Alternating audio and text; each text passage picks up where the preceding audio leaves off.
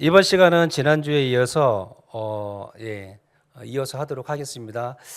먼저 하기 전에 혹시 지난주 들으신 것 중에서 기억나실지 모르겠는데 이걸 얘기하기 전에 제가 중요한 세 가지 요소를 지난주에 말씀드린 적이 있어요. 혹시 기억나시나요?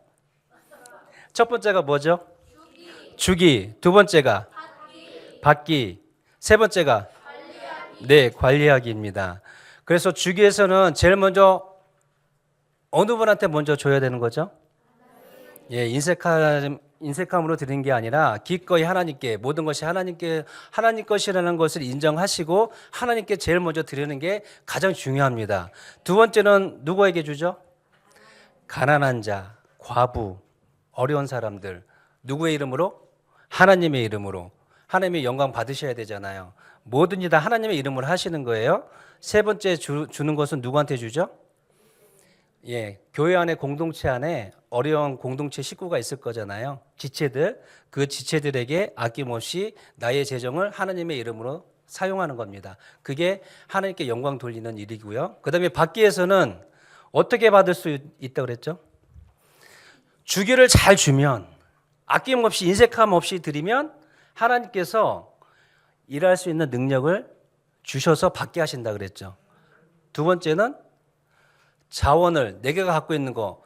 우리 목사님 항상 얘기하시잖아요. 없는 것을 보지 말고 있는 것을 보라고. 내게 갖고 있는 것을 선용할 수 있는 하나님께서 지혜를 주신다는 거예요. 그걸 잘 활용해서 받게 하신다는 거죠. 세 번째는 뭘로 받아요? 우리 교회 잘하는 거 기도로 받는 거예요. 그렇죠? 그 다음에 세 번째는 관리하기 위해서 첫 번째 세 가지 또 구체적으로 말씀드린 게 있어요. 첫 번째가 뭐죠? 관리하기 위해서? 네, 구매 저항력을 많이 들어보신 단어긴 한데 이게 성경적으로 어떻게 해석해야 될지 감이 안 오시죠? 근데 성경적으로 해석하면 굉장히 깊은 의미가 담겨 있는 거예요. 구매 저항력을 기르는 건 굉장히 중요합니다. 불필요한 것을 사지 않고, 이런 거를 잘 아끼는 건 단순히 내가 잘 먹고 잘 살 아끼는 게 아니라 주의 일을 위해서 아끼는 거예요. 그렇게 해서 저항력을 쓸데없는 것에 사용하지 않고 정말 필요한 것에 하나님의 뜻대로 사용할 수 있는 것에 사용하는 거죠. 두 번째가 뭐죠? 네? 알뜰구매. 자, 그 다음에 마지막 세 번째. 공과금. 이 공과금하고 도대체 무슨 상관이 있는 거야? 이 공과금을 잘 내는 거는 하나님의 명예와 관계가 있다고 그랬죠. 우리는 그리스도인입니다. 하나님의 이름을 갖고 그리스도를 살아가고 있잖아요. 그래서 우리가 약속을 잘 지키고 그리고 그렇게 해야지만 하나님의 이름이 어떻게 된다? 높아진다. 이 세 가지 요소를 항상 잘 기억하시기 바랍니다. 이게 톱니바퀴처럼 잘 돌아가는 구조가 되었을 때 우리는 재정적 자유라는 하나님의 은혜를 허락받을 수가 있어요.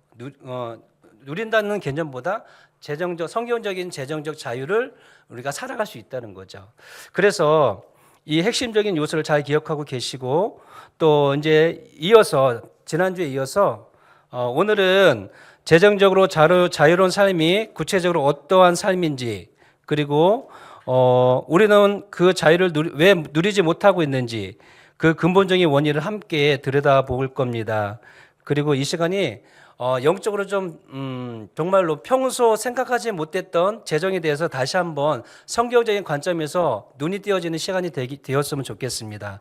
그래서 깊은 관심을 가지고 기도하시면서 들어주시면 감사하겠습니다. 자, 그래서 이제 들어갑니다. 재정적 자유의 참된 의미 20가지 주제가 있습니다. 정말 그 각 주제마다 깊게 아주 깊숙이 들여다봐야 할 내용들이 있지만 오늘은 핵심적인 내용을 가지고 조금만 더 깊게 들어가도록 하겠습니다. 자, 첫 번째 재정적 자유란 무엇인가? 글씨 잘 보이시죠? 첫 번째 재정적 자유란 진정한 번영은 오직 하나님에게서 비롯된다는 사실을 깨닫는 것입니다. 자, 우리는 내 노력과 내 능력으로 부를 이룰 수 있다고 착각하며 살아가고 있습니다. 아닌 것 같죠? 대부분이 믿는 자들도 보면은 이것을 인정하지 않으면 자기 능력대로, 자기 생각대로 부를 이루려고 하며 살아가고 있습니다. 혹시 나는 그렇지 않다고 생각하시는지 한번 생각해 보세요. 그리고 가만히 생각해 보시기 바랍니다. 그런데 잘 살펴보면 하나님을 배제하면서 얼마나 많이 재정적인 결정을 하고 있는지 한번 살펴볼 필요가 있습니다.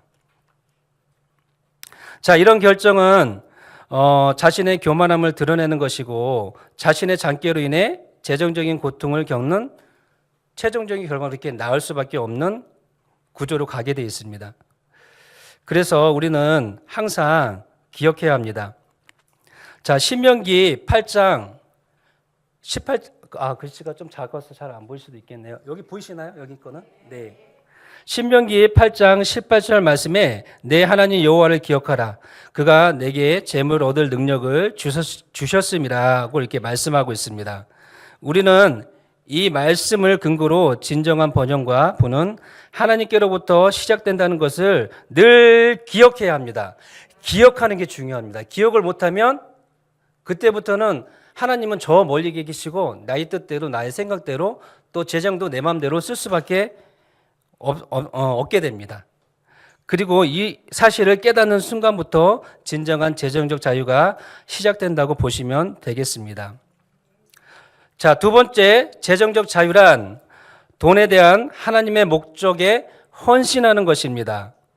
하나님께서 우리에게 물질을 주시는 목적, 그 목적은 하나님께서 우리에게 독립된 삶을 누리게 하는 것이 아니라 오히려 그 물질을 사용하며 하나님의 사랑과 능력을 세상에 드러내는 통로가 되게 하는 것입니다.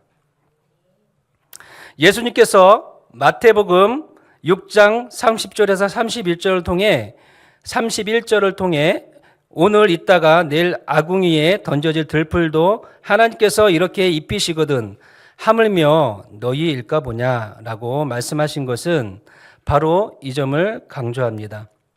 우리의 기본적인 필요는 하나님께서 책임져 주실 것이니 그것에 얽매이지 말라는 가르침입니다.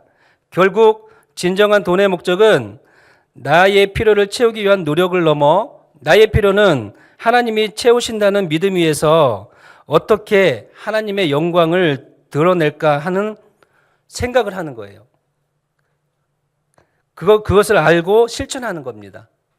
그러니까 무엇을 먹을까, 무엇을 마실까, 무엇을 입을까 염려하면서 그런 마음을 가지고 우리가 돈을 벌고 쓰는 게 아니고 하나님께서 채워줄 것을 믿고 하나님의 목적으로 이렇게 우리가 재정을 사용해야 된다는 것입니다. 자, 세 번째 재정적 자유란 세상의 그릇된 재정관념을 분별하고 거부하는 것입니다. 자기 사업을 하라고 하는 세상의 광고에는 자기 자신을 위해서 일해야 재정적 자유를 얻는다는 사고가 담겨 있습니다. 그러나 자기 사업을 하든 남을 위해 일하든 진정한 자유는 성경이 규정한 제약을 받아들인 데서 비롯됩니다. 이해가 되시죠? 네. 고린도전서 7장 22절 말씀을 보면 주님께 속해 있으면 종이라도 자유인이 되고 또 자유인으로 있을 때에 부르심을 받은 자는 그리스도의 종이 된다고 말씀하고 있습니다. 따라서 내가 어떤 형태로 일하든 그리스도를 주인으로 섬기며 그분의 원리 안에 살아갈 때 가장 자유로운 삶을 살 수 있다는 이야기입니다. 네 번째, 재정적 자유란 잘못된 재정 결정에 대한 하나님의 책망에 바르게 반응하는 것입니다. 하나님의 재정 원리를 무시하고 불을 쌓으면 그 재물은 오히려 고통이 되거나 한순간에 사라질 수 있습니다. 하나님의 원리를 무시한 채 쌓아 올린 분은 결코 견고하지 않습니다. 지금 당장은 그것이 기쁨이 되고 만족이 되고 할 수 있겠지만 결과적으로 저도 인생을 살아보니까 돌아보면 결코 좋은 결과를 낳지 못하더라고요. 그것을 실제적으로 우리는 삶 속에서 경험하고 있습니다. 학계 1장 9절을 보면 너희가 그것을 집으로 가져갔으나 내가 불어버렸느니라 라고 경고하시고 있는 것을 보게 됩니다. 진정한 재정적 자유란 결코 실수하지 않는 상태가 아니라 이처럼 잘못된 길을 가고 있을 때 하나님의 경고에 귀를 기울이고 즉시 돌이키는 것을 말합니다. 하나님께서 경고하시거든요, 분명히. 제가 따로 말씀을 안 드려도 여러분의 삶 속에서 신앙생활을 하다 보면 영적으로 또는 말씀을 통해서 이렇게 하나님의 경고의 메시지가 들려질 때가 있을 것이라고 믿습니다. 그래서 그 경고의 메시지가 들려질 때 돌이키는 거예요. 자신의 재정적 결정을 돌아보고 하나님의 음성에 민감하게 반응할 때 우리는 비로소 안정된 자유를 누릴 수 있습니다. 평안한 자유죠. 하나님께 주시는 평안한 자유. 자, 다섯 번째, 재정적 자유란 돈 대신 하나님을 섬기는 쪽을 선택하는 것입니다. 일상의 필요에 급급하다 보면 영원한 부보다 영원한 물질의 마음과 삶을 빼앗기게 됩니다. 돈의 노예가 되지 않는 길은 하나님을 섬기는 일뿐입니다. 한 사람이 두 주인을 섬기지 못할 것이니 라고 마태복음 6장 24절에서 말씀하고 있습니다. 우리는 누구를 주인으로 섬길지 매일 선택해야 합니다. 여러분은 어떤 선택을 하고 계시는지요? 여섯 번째, 재정적 자유란 기쁜 마음으로 하나님께 11조와 헌금을 드리는 것입니다. 가난은 움켜쥐려는 본능을 따를 때 찾아오지만 부요함은 하나님의 말씀에 따라 후한 마음을 기를 때 임하게 됩니다. 내 재물과 내 소산물의 처음 익은 열매로 여호와를 공경하라. 그리하면 내 창고가 가득히 차고 내 포도즙 틀에 새 포도즙이 넘치리라. 잠언 3장 9절에서 10절 말씀입니다. 이 말씀은 하나님의 약속의 말씀이며 단순한 의무가 아니라 풍성함으로 가는 통로입니다. 일곱 번째 재정적 자유는 빚을 지지 않는 것입니다. 빚은 대개 하나님의 제약을 무시하거나 하나님의 권능을 드러낼 기회를 저버린 결과이며 오늘 빌린 돈을 내일 갚을 수 있다는 추측에서 비롯됩니다. 그래서 하나님은 모든 추측이 악하다고 경고하고 있습니다. 말씀이. 자, 잠언 27장 1절은 너는 내일 일을 자랑하지 말라. 하루 동안에 무슨 일이 일어날는지 내가 알 수 없음이니라 라고 말씀하고 있습니다. 앞으로 잘 될 것이야 라고 추측하며 빚을 많이 져 재정적 속박 속으로 들어가지 않도록 우리는 늘 하나님을 의지해야 할 것입니다. 자, 여덟 번째, 재정적 자유란 풍족할 때나 궁핍할 때나 자족하는 법을 배우는 것입니다. 하나님은 우리가 평생 부자로만 살거나 가난하게만 살기를 원치 않으십니다. 오히려 부와 가난의 순환을 통해 우리의 내면의 성품을 더욱 풍성하게 만들어 가고 계십니다. 죄송합니다. 네. 자,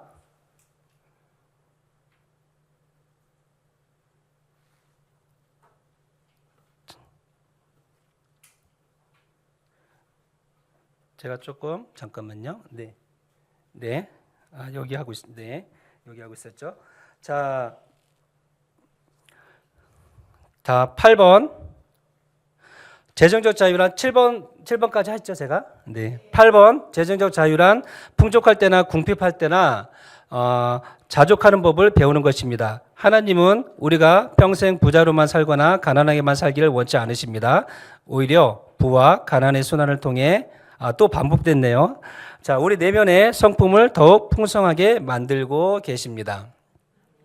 사도 바울의 고백처럼 나는 비천에 처할 줄도 알고 풍부에 처할 줄도 알아. 모든 일, 곧 배부름과 배고픔과 풍부와 궁핍에도 처할 줄을 아는 일체의 비결을 배웠노라. 빌립보서 4장 12절 말씀입니다. 이러한 자세가 진정한 재정적 자유의 자세입니다. 9번 재정적 자유란 9번째 충동구매를 이기는 구매 정력을 갖는 것입니다. 충동구매는 재정적 속박을 부추깁니다. 쇼핑몰과 그 주변 도로는 원칙 없는 소비자가 덫에 걸리도록 치밀하게 설계되어 있습니다. 그래서 하나님은 이런 것에 미혹되지 않도록 또 유혹되지 않도록 하와가 에덴 동산에서 발휘되지 못했던 분별력을 우리에게 요구하고 계십니다. 육체의 정욕, 안목의 정욕, 이생의 자랑을 거부하고 꼭 필요한 것인지 분별하는 힘이 재정적 자유의 핵심입니다. 10번째, 재정적 자유란 달콤한 유혹으로 다가오는 사기꾼을 분별하고 거부하는 것입니다. 역사상 빈틈먹기로 유명했던 사업가들도 사기꾼에게 속아 넘어갔습니다. 그렇죠? 아무리 똑똑해도 꼭 사기꾼에게는 넘어가더라고요. 사기꾼은 속임수를 눈치챌 만한 물증을 거의 흘리지 않기 때문입니다. 하나님은 경고 신호를 주시하라고 가르치십니다. 하나님은 우리를 악한 자의 길에서 건져내시기 원하십니다. 자, 다 같이 이 말씀을 한번 읽어보겠습니다. 시작.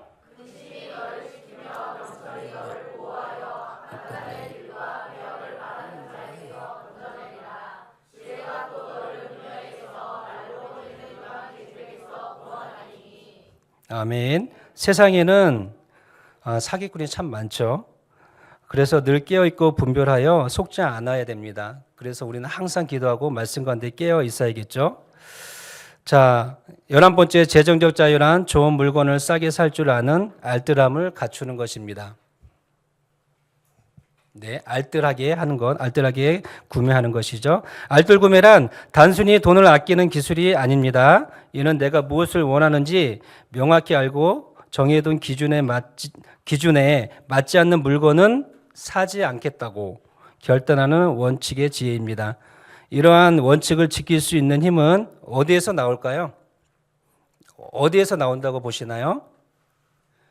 혹시 대답해 줄 수 있는 분? 그것은 바로 만족하는 마음입니다. 자족하는 마음입니다. 이미 가진 것에 감사하고 만족할 때 우리는 비로소 불필요한 소비의 유혹을 이길 수 있습니다. 디모데전서 6장 6절에서 자족하는 마음이 있으면 경건은 큰 이익이 되느니라 라고 말씀하는 이유가 바로 여기에 있습니다. 진정한 이익은 더 많이 소유하는 것이 아니라 만족하는 마음에서 비롯됩니다. 그리고 이것이 재정적 자유로 이어지는 것입니다. 12번째, 재정적 자유란 정확하고 쓸모있는 장부를 기록하는 것입니다. 이 기록이 너무 중요하다는 것을 우리가 좀 깨달아야 될 것 같아요. 사업이든 가정이든 재정이 건강하려면 정확한 기록은 필수입니다. 회계장부는 단순히 돈의 흐름을 기록하는 것을 넘어서 하나님의 재정 목적에 충실하게 쓰이고 있는지 점검하는 도구입니다. 고린도전서 4장 2절에서 그리고 맡은 자에게 구할 것은 충성이니라 라고 말씀합니다. 충성된 청지기는 재정에 구멍이 나지 않도록 잘 기록하고 관리합니다. 자, 13번째 재정적 자유란 돈을 빌려주지도 않고 보증을 서지도 않는 것입니다. 돈을 빌린 사람이 채권자의 노예가 되듯 친구에게 돈을 빌려주는 것은 친구를 노예로 만드는 위험한 일입니다. 친구가 정말 어렵다면 빌려주는 대신 그의 필요를 채워주는 것이 하나님의 방법입니다. 보증 또한 마찬가지로 결국 나에게 멍해가 될 수 있음을 경고합니다. 다 같이 잠언 6장 1절에서 3절 말씀을 읽도록 하겠습니다. 시작.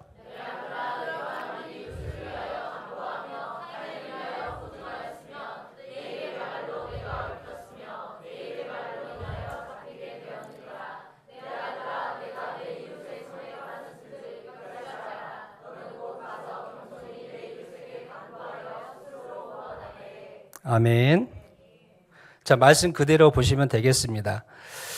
14번 14번째 재정적 자유란 가정의 역량을 최대한 발휘하는 것입니다. 유아교육, 간병, 음식 만들기 등 외부 서비스에 의존하는 많은 일들이 사실은 가정이 스스로 이런 일들을 감당할 때 더 큰 유익과 저작을 가져옵니다. 이것이 하나님이 가정을 만드신 본래의 뜻이며 특히 현숙한 여인의 역할이 중요하다고 성경은 말하고 있습니다. 잠언 31장 10절도 한번 같이 읽어보겠습니다. 큰 소리로 시작.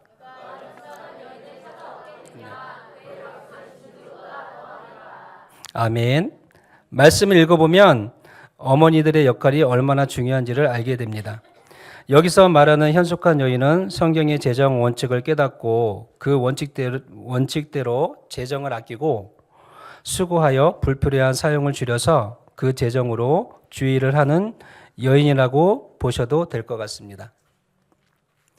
자, 15번째 재정적 자유란 큰 재물보다 명예를 선택하는 것입니다. 서약을 깨고 몰래 죄를 짓고 과부를 속이며 부모를 공경하지 않고 선을 악으로 갚는 일 등 하나님의 원리를 어기는 자들에게 하나님은 자금을 지원하지 않습니다. 돈의 축복을 주지 않으신다는 말씀으로 받아들이시면 될 것 같아요. 사무엘하 21장에서 다윗은 나라에 닥친 기근의 원인이 과거에 죄악이 있음을 발견하고 그 문제를 해결함으로써 위기를 극복했습니다. 이랬듯이 우리 삶에 막힌 부분, 죄 때문에 막힌 부분들이 있을 것입니다. 그런 것들을 점검하고 하나님 앞에 나아갈 때, 그리고 하나님께 회개하며 나아갈 때에 하나님은 하늘의 창을 여시고 복을 주시겠다는 말씀이 있습니다. 그리고 알아야 할 것은 우리의 잘못으로 인해 하나님의 명예가 땅에 떨어진다는 것을 잊어서는 안 됩니다. 이거 굉장히 중요하다는 것을 제가 공부하면서 굉장히 많이 느낍니다. 깨닫게 됐고요. 그리스도인으로서 우리가 잘못하면 하나님의 이름에 명예가 떨어지는 거예요. 하나님의 명예를 높이는 자에게 재정적 자유를 하나님은 허락하십니다. 16번째 재정적 자유란 기도로 물질을 얻는 법을 터득하는 것입니다. 하나님은 우리들이 그날 필요한 물건에 대해서 하나님을 믿고 의지하길 바라십니다. 우리가 일용할 양식을 주옵시고 기도하잖아요. 주기도문에 나와 있죠. 그러니까 매일 기도하는 거예요. 사실은 매일 하나님 제가 일용할 양식이 필요합니다. 이렇게 기도하는 거죠. 하나님께 구하시는 거죠. 그러나 우리는 부유해지면 더는 하나님을 의지하지 않고 하나님이 필요 없다고 느낄 때는 그분에 대한 사랑까지 식어져 버립니다. 우리는 이런 교만함을 경계해야 합니다. 그 이유는 하나님은 단순히 우리의 필요를 채우시는 분이 아니기 때문입니다. 성경은 하나님을 우리 가운데서 역사하시는 능력대로 우리가 구하거나 생각하는 모든 것을 더 넘치도록 능히 하실 이라고 에베소서 3장 20절에서 말씀하고 있습니다. 따라서 진정한 재정적 자유는 나의 필요가 채워졌다고 멈추는 것이 아니라 더 간절히 기도하고 구하며 더 넘치게 하실 이 하나님을 의지하는 것입니다. 17번째 이제 거의 다 이제 와가네요. 20가지 주제니까요. 재정적 자유란 동업을 용기 있게 피하는 것입니다. 세상은 목적이 수단을 정당화한다고 말하지만 우리는 어떤 이익이 눈앞에 보여도 성경의 원리를 어기면서까지 얻지 않겠다고 결심해야 합니다.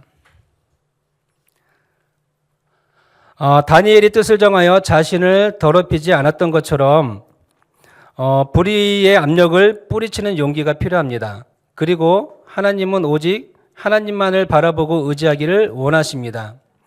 이 동업에 대해서 좀 더 부연 설명이 필요할 것 같은데 동업은 다른 사람과 같이 사업을 하는 거잖아요. 사업을 하든 일을 하는 거잖아요. 그렇죠? 근데 이 동업은 하나님의 뜻이 아니라는 것을 깨닫게 됐어요.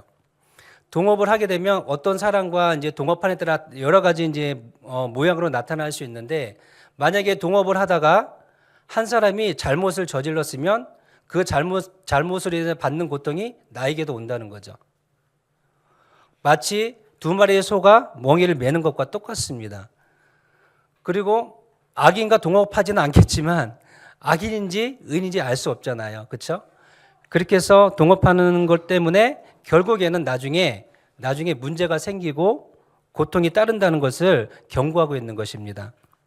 그래서 재정적 자유를 얻으려면 동업하는 것은 성경에서 금하고 있는 것을 우리가 볼 수 있습니다. 빠르게 돈을 벌기 위해서 쉬운 선택을 하는 것을 하나님은 경계하시는 거죠. 경계하시라고 하는 거예요. 쉬운 선택하는 것 절대 원하지 않으신다는 것을 우리가 알아야 하고, 동업하면 언젠가는 갈등이 생겨서 고통이 따른다는 것도 알아야 합니다. 18번째 재정적 자유란 내 안에 있는 게으름을 찾아내어 정복하는 것입니다. 일하지 않고 편안하게만 살려는 생각은 땀 흘려 수고하라는 하나님의 질서에 대한 반항입니다. 성경은 누구든지 일하기 싫어하거든 먹지도 말게 하라고 데살로니가 후서 3장 10절에서 단호하게 말씀하고 있습니다.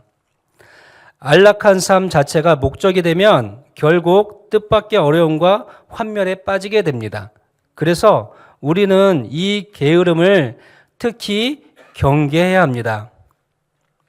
같이 한번 읽어보겠습니다. 시작.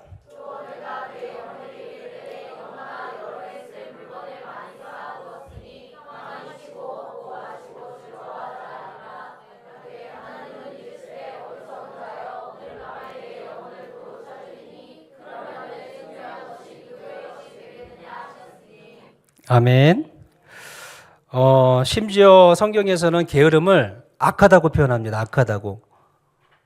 악한 종이라고 이렇게 얘기하기도 합니다. 그래서 그 말씀을 이렇게 제 눈에 들어오니까 저 놀랐어요. 그래서 정말 이 게으름은 하나님 보시기에 너무나도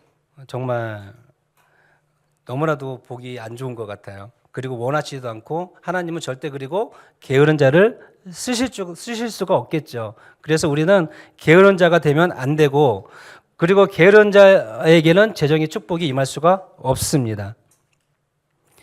19번째 재정적 자유란 아내의 말을 귀담아 듣는 것입니다. 생뚱맞게 왜 아내가 나오지? 이렇게 생각할 수도 있겠죠. 자, 재정 결정을 내리기 전에 배우자, 특히 아내의 조언을 구하면 많은 재정적 재앙을 피할 수 있습니다. 하나님은 아내를 돕는 배필로 지으셨기에 남편이 흔히 놓치는 위험을 감지하지 못하는 것을 감지하는 통찰력, 능력을 갖고 있다고 이렇게 표현합니다. 그러니까 돕는 배필이면 돕는 자는 뛰어난 자죠. 그렇죠?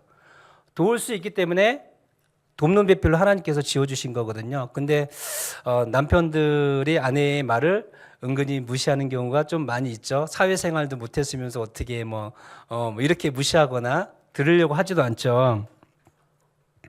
남편분들은 아내의 말을 무시하지 말고 잘 들으시기 바랍니다. 우리 교회에서 통용되는 말이 있습니다.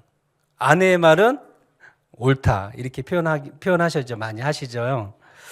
그리고 장수하시려면 아내 말을 듣는 편이 좋습니다. 오래 사시려면. 자, 어쨌든 이게 성경적 원리가 들어가 있어요. 그리고 동역자잖아요. 아내는요, 동역자잖아요. 그래서 동역자가 정말 위에서 권면하는 말을 잘 새겨 들었을 때에 그게 또 하나의 지혜가 돼서 재정적 속박이나 재정적 어려움에서 벗어날 수 있는 길이 될 수 있는 것입니다. 자, 한번 읽어보겠습니다. 다 같이 시작.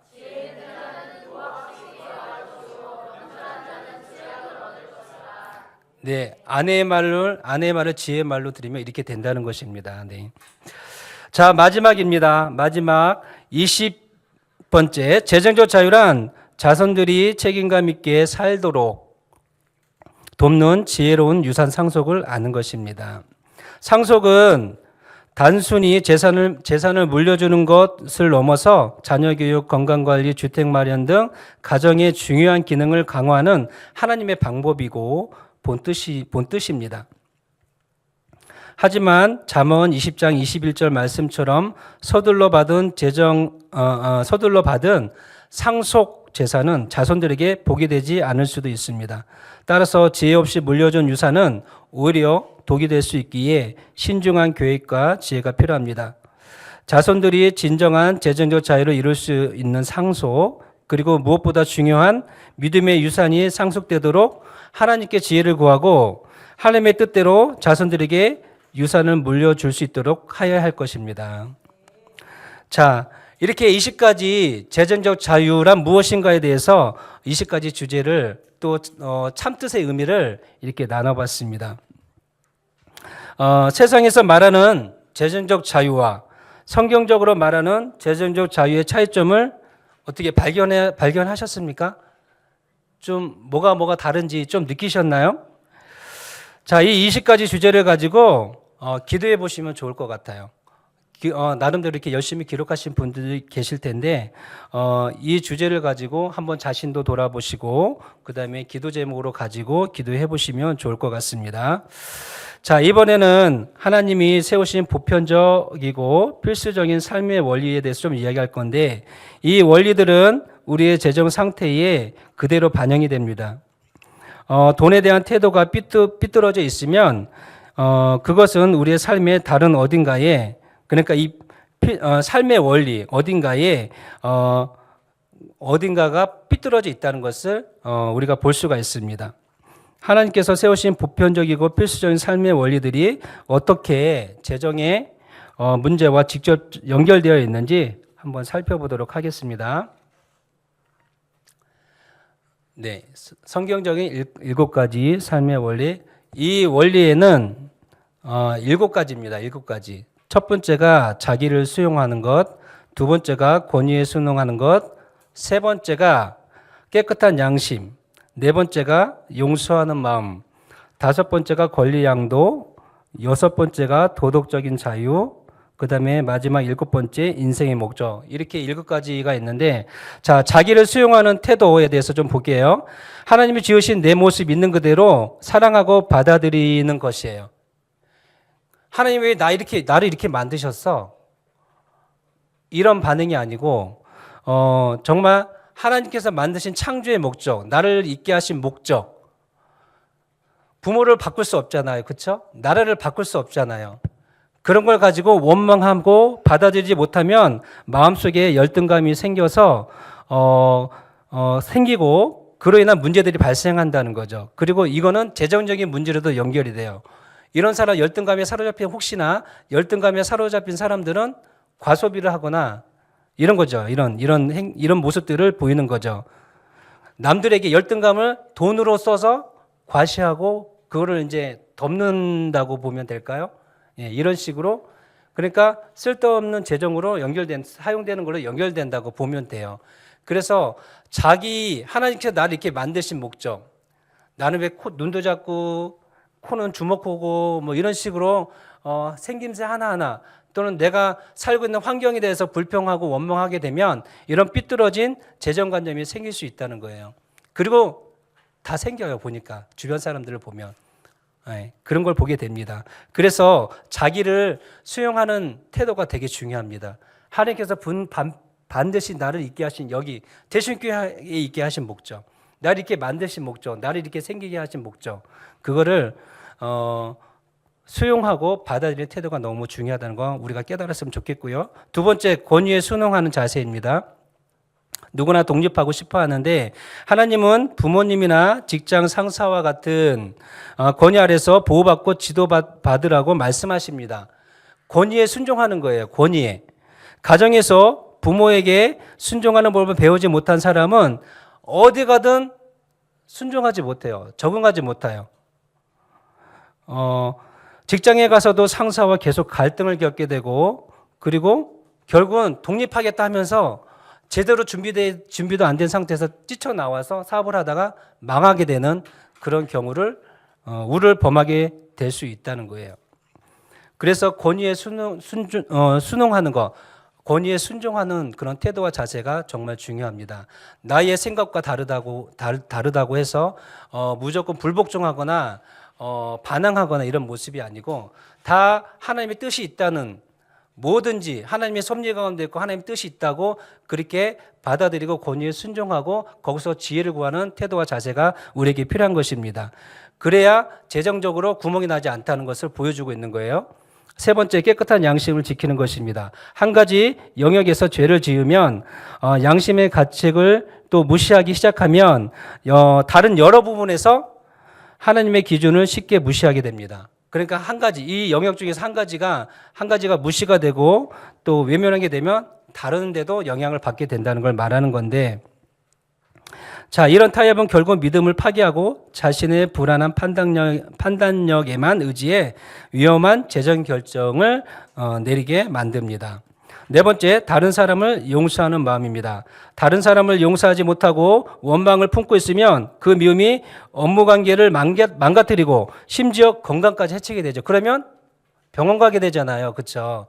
건강을 해치면 돈을 쓰게 된단 말이에요. 건강을 지켜내면 돈 쓸 일이 없는 건데 사실은요. 그렇죠? 쉽게 생각하면 그렇다는 거죠. 반면 내가 하나님께 얼마나 큰 빚을 용서받았는지 아는 사람은 다른 사람의 빚도 기꺼이 탕감해 줄 수 있는 너그러움을 갖게 됩니다. 그래서 용서하는 게 되게 중요하다. 그리고 자기 자신을 위해서도 용서하는 게 필요하다. 하나님께서 나를 용서해 주시고 기회를 주시고 그런 것처럼 하나님의 그런 마음을 본받아서 나에게 상처를 준 사람을 용서할 수 있는 그런 너그러운 마음이 있어야 되겠다. 근데 쉽지 않죠. 그래서 많은 기도가 필요하고 우리는 하나님의 마음을 닮아갈 수 있도록 말씀과 기도 가운데 계속 그 자리에 있어야 될 것 같아요. 다섯 번째, 권리 양도. 이거는 나의 권리를 내려놓는 것입니다.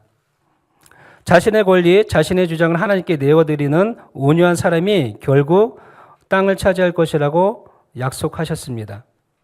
이런 사람은 재정 문제에 있어서도 탁월한 판단력을 갖게 됩니다. 하나님께서 친히 그 얘기를 가르쳐 주시기 때문입니다. 근데 이와 반대면요. 이게 이와 반대로 권리를 하나님께 양도를 안 해요. 내 권리야, 내 것이라고 주장만 하고 하나님의 것이라고 인정을 안 해요. 그러면 제가 방금 지금 말씀드린 것에 반대의 현상이 일어나겠죠. 그렇죠? 자, 여섯 번째는 도덕적인 자유입니다. 하나님의 도덕법을 어기고 부도덕한 삶을 살면 결국 유혹에 빠져 재산을 탕진하고 삶이 피폐해집니다. 성경은 내 길을 그에게서 멀리하라. 그의 집 문에도 가까이 가지 말라. 내 재물이 타인에게 충분하게 되면 내 수고한 것이 타인의 집에 있게 될까 두려워하노라. 잠언 5장 8절에 10절 말씀입니다. 이렇게 잠언서에서 강력하게 경고하고 있습니다. 그래서 하나님께서 말씀하신 법을 지키는 게 정말 중요합니다. 세상에서는 도덕법이라고 이야기를 하지만 하나님께서 우리에게 주신 법이 있잖아요. 그것을 잘 지켜나가면서 이 부도덕한 삶을 살지 않도록, 부도덕한 삶을 살게 되면 이게 가정이 파괴되겠죠. 가정이 파괴되고 재산도 잃게 되는 그런 결과를 낳게 된다는 것입니다. 자, 마지막 일곱 번째, 인생의 목적을 분명히 아는 것입니다. 이게 정말 중요합니다. 내 삶을 향한 하나님의 목적에 헌신하는 사람은 무엇을 사야 그 목적을 이루는 데 도움이 되고 또 무엇을 사면 그 목적을 거스르는지 분별하는 지혜를 갖게 됩니다. 목적이 없으면 이런 지혜가 생길 수 없다는 거죠. 어떻게 보면요. 그렇죠? 그래서 삶의 목적, 하나님께서 나를 어떤 목적으로, 아까 이제 좀 반복될 수도 있는데 어떤 목적으로 여기 있게 하셨지? 하나님은 어떤 목적으로 나를 만드셨지? 나는 어떤 목적을 갖고 신앙생활을 해야 되지? 이런 관점에서, 이런 청소년들 입장에서는 꿈을 찾는 거겠죠. 그렇죠? 하나님 안에서 통틀어서 비전을 찾는 거죠. 하나님 안에, 하나님께서 나를 향한 목적, 그것을 찾는 게 너무나 중요하다는 거예요. 그랬을 때에, 목적을 발견했을 때에 정말 필요한 것, 무엇이 필요하고 무엇이 도움이 되고 이런 거를 분별할 수 있는 지혜가 생겨서 불필요한 재정을 쓰지 않게 된다는 것으로 해석하면 될 것 같습니다. 자, 다음은 재정적인 속박에 대해서 한번 이야기하려고 합니다. 자, 여기까지는 앞전에까지 설명드린 거는 재정적 자유란 20가지 주제와 그 다음에 삶의 원리가 어떻게 연결되는지에 대해서 연관성이 있는지에 대해서 말씀을 드렸고, 자, 다음은 재정적 속박에 대해서 이야기하는데, 혹시 여기 보시면 PPT 보이시죠? 재정적 속박의 증거 9가지 증상이 있습니다. 9가지 증상. 재정적 속박을 받으면 이 9가지 증상이 나타나는 거예요. 자, 불안, 두려움, 걱정, 수면장애, 불평, 노예생활, 시기, 원망, 환멸. 발음이 잘 안 되네요. 환멸. 예, 이렇게 9가지 증상이 나타날 수 있어요. 자, 불안은 왜 불안할까요? 재정이 없어서 불안할 수도 있고요. 또 재정이 너무 많아서 이게 다른 데로 새지 않을까? 다른 사람에게 빼앗기지 않을까? 이렇게 불안한 증상이 나타날 수도 있는 거고요. 두려움은 가장 소중히 여기는 것을 잃을까 봐. 위에 거와 좀 비슷할 수도 있는데 그런 두려운 마음이 생길 수 있는 거고. 걱정. 제가 뭐 따로 설명 안 해도 잘 아는 단어들이고, 그 다음에 이런 현상들이 우리의 삶 가운데 그리고 잘 알지는 못하겠지만 또 어려움을 겪는 성도들 가운데서 이런 증상이 나타날 수 있을 거라 봅니다. 자, 따로 설명은 이거는 드리지 않도록 하겠습니다. 자, 재정적 속박에 대해서 여러분 가운데 혹시 이런 증거들이, 이런 속박되는 증상들이 혹시 있으십니까? 그렇다면 오늘 재정적 자유에 대해서 재정적 자유는 무엇인가에 대해서 들으셨잖아요. 그걸 다시 한번 이렇게 기억하시고 돌아보시면서 그거를 가지고 기도하시면서 이겨나가셨으면 좋을 것 같아요. 여러 가지 증상들을 보고 자신의 상태가 어떠한지 느끼셨다면, 자, 여러분이 어떠한 상태에 있는지 저는 잘 모릅니다. 그러나 모두 기도 제목으로 올려드리고 하나님을 바라보고 의지하여 또 오늘 들은 말씀을 기억하시고 믿으시고 적용하셔서 재정의 속박에서 벗어나셨으면 좋겠습니다. 자, 어느덧 시간이 다 돼서, 자, 오늘은 여기까지 이제 하겠습니다. 그래서 2주간의 강의가 끝났습니다. 재정적 자유의 참된 의미부터 삶의 원리, 재정관계, 그리고 그로 인해 나타난 여러 가지는 살펴보았는데, 이제 우리에게 필요한 거는 좀 결단하는 시간들이 필요한 것 같아요. 지금 당장 마음이 이렇게 열리지 않았지만 그래도 선포했으면 좋겠어요. 하나님께서 말씀대로 이루어 주실 걸 믿고 같이 기도하면서 선포했으면 좋겠습니다. PPT 화면을 보시면 재정적 자유 얻기로 다짐하기, 그 글씨가 보이시나요? 예, 이것을 한번 읽어보고 읽어보면서 선포하면서 그리고 같이 기도하는 시간을 가졌으면 좋겠습니다. 다 같이 한 목소리로 읽겠습니다. 시작. 나는 빚진 자는 빌려준 자의 노예가 된다는 성경의 권고에 따라, 그리고 사랑 외에는 아무런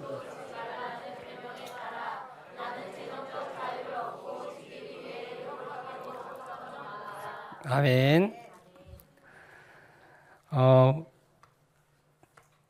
이 시간 같이 이제 기도하는 시간을 갖도록 하겠습니다. 이 시간 기도할 때에 우리가 온전히 하나님만을 바라보지 못했고 의지했던 거 회개했으면 좋겠습니다. 그리고 내 마음대로 재정을 사용했던 것이 있다면 회개했으면 좋겠습니다. 그리고 각자의 또 여러 가지 사정들이 다르겠지만 혹시 어려움이 있다면 이 시간 하나님께 기도 제목을 올려드리면서 우리가 하나님 앞에 나아갔으면 좋겠습니다. 그냥 읽는 것으로 끝난 게 아니라 결단하는 마음으로 여러분들이 함께 읽은 것으로 믿겠습니다. 그리고 같이 그 읽은 내용을 가지고 기도하면서 우리가 하나님 앞에 이 시간 기도를 올려드렸으면 좋겠습니다. 이 시간 다 같이 기도할 때에 주여 3번 부르고 기도하고 제가 마무리 기도를 하도록 하겠습니다. 다 같이 주여 3번 부르고 기도합니다.